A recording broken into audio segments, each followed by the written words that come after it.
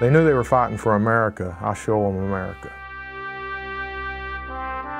I've never met somebody that's so willing to just help veterans. This thing started 8 years ago with just inviting a couple of guys out to say thanks. Never intended to do it or not do it again, didn't give it a thought.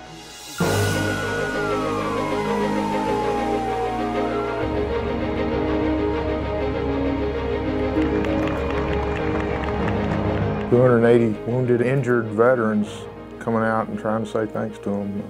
Started with 2. Never dreamed it'd go past that. And I like being hidden from the crowd. And you know better than anybody, I didn't want you filming the first hunt. I didn't want to do this in public. It was one man's passion for deer hunting almost a decade ago that led to something called Show of Support Hunt for Heroes. I don't have any regrets. I don't regret going to Iraq at all, even though I've lost my arm. I remember the blast vividly. They don't want their injuries to get in their way of living the rest of their life. Your heart starts racing, your hands start shaking. You start to shake and your heart picks up.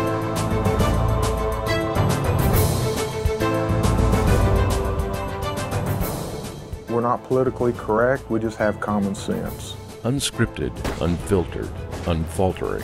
Show of Support's Hunt for Heroes offers tributes and true stories of remarkable courage.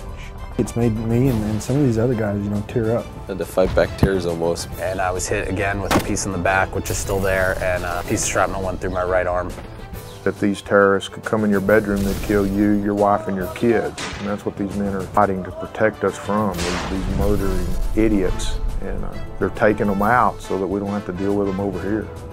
Extremists, murderers, cowards, every one of them. A lot of them you can see the injuries, a lot of them you don't see the injuries. Nobody comes back from a combat zone, without being a casualty.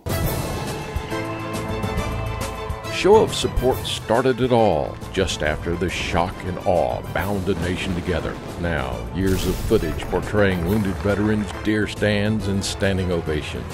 Hunt for Heroes that started as one man's way to say thanks is now a series that many say is way overdue. This is something I'll never forget for the rest of my life. It's just a raw emotion. It's been like a dream. It really has. We still have 40,000 injured troops.